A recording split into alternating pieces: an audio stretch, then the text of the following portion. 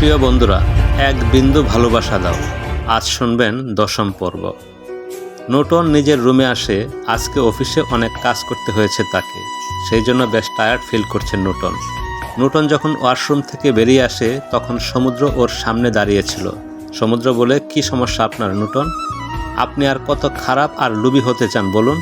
আমার বাবা কাজ করতে করতে ওনার হাত ব্যথা করে ফেলেছে, তবু আপনার এই বিষয়ে কোনো যায় আসে না? সমুদ্রের কথা শুনে নূতনের কিছু যায় আসে না। সে চলে যেতে চায়, কিন্তু নূতন তখন সমুদ্রের হাত ধরে ফেলে।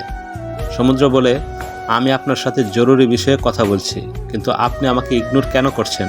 সত্যি করে বলুন নূতন, কি চাই আপনার আমার পরিবারের কাছ থেকে? কেন সবাইকে এত কষ্ট দিচ্ছেন? আজকে যদি আমার বাবার কিছু হয়ে যায় তাহলে আপনাকে আমি শেষ করে ফেলব নূতন। সমুদ্রের কথা শুনে নূতন হাসে আর বলে, সমুদ্র, দয়া করে এইসব বাংলা সিনেমার ডায়লগ আমার সামনে নিয়ে আসবেন না, কারণ আপনার কথা শুনে ভয় পাওয়া তো দূরের কথা, বরং হাসি পাচ্ছে আমার। আপনার বাবার সাথে আমি কোনো খারাপ কাজ করি নাই। উনি নিজের পরিবারের খাবারের খরচ চালাতে শ্রমিক হিসাবে কাজ করতে বাধ্য হয়েছেন, আর ওনার শরীরের এইরকম অবস্থার জন্য উনি দায়ী। মানে আপনি কি বলতে চান, আব্বুর হাতে বা শরীরের যা অবস্থা হয়েছে সেটার জন্য আব্বু দায়ী? অবশ্যই, কারণ আপনার আব্বু কোম্পানির মালিক থাকা অবস্থায় কোনো কাজ করে নাই শ্রমিকদের জন্য। সব মেশিন পূরণ হয়ে গেছে, উনি ঠিক করেন নাই, তার জন্য ওনার এই অবস্থা। প্রত্যেক শ্রমিকের কাজ করতে গেলে এরকম অসুবিধা হয়, শুধু আপনার বাবার নয়। সবাইকে যদি ওনার ভুলের কারণে শাস্তি পেতে হয় তাহলে উনি কেন বাদ যাবেন? নূতন কথাটা বলে সেখান থেকে চলে যায়। আয়নার সামনে দাঁড়িয়ে রেডি হয়ে নেয়। স্টাফ খাবার নিয়ে আসে নূতনের জন্য। নূতন সেটা খেয়ে বিছানায় শুয়ে ঘুমিয়ে পড়ে। সমুদ্র নিজের বাবার রুমে যায়, সেখানে গিয়ে ওনার হাতে মলম লাগিয়ে দেয়। এরপর নিজের রুমে ফিরে আসে। নূতনকে বিছানায় আরাম করে শুয়ে থাকতে দেখে রাগ হয় সমুদ্রের। সমুদ্র বলে, নূতন, আপনি আমার পরিবারের সাথে যা করছেন তার শাস্তি আপনাকে নিশ্চয়ই পেতে হবে। আমার বাবা কষ্ট করছে শুধু আপনার জন্য নূতন। এর চেয়ে বেশি কষ্ট যদি আপনাকে ফিরিয়ে না দেয় তাহলে আমার নাম সমুদ্র না।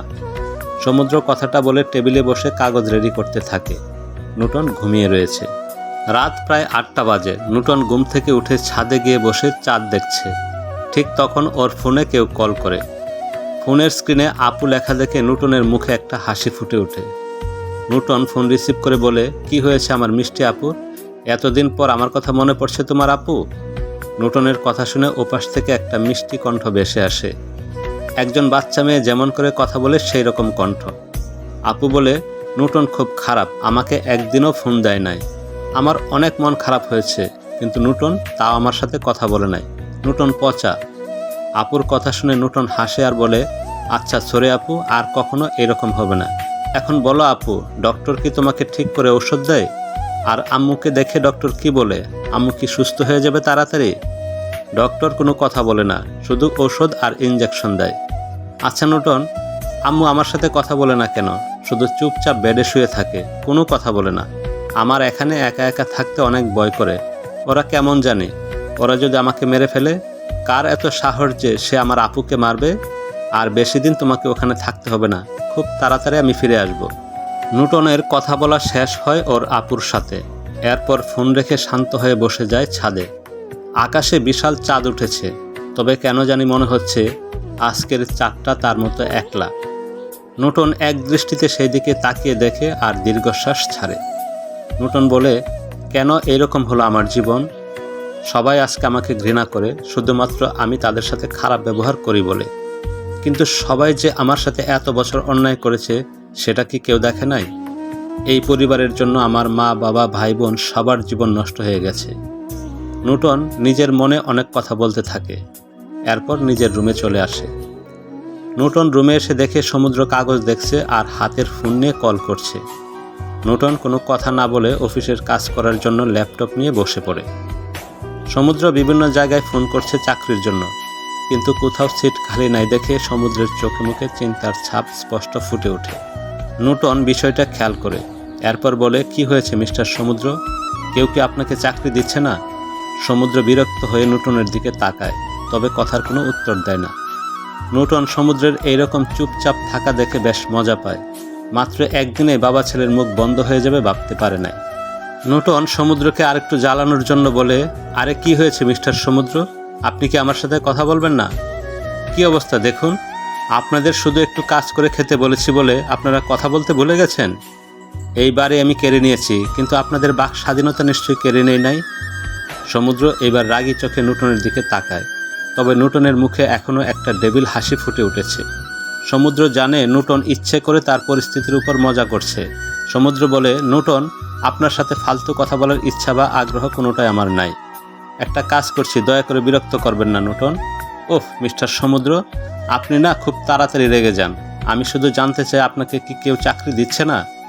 আমার কাছে কিন্তু আপনার জন্য একটা দারুণ অফার রয়েছে, একদম ফার্স্ট ক্লাস অফার। নূটনের কথা শুনে সমুদ্র বলে, কেমন অফার?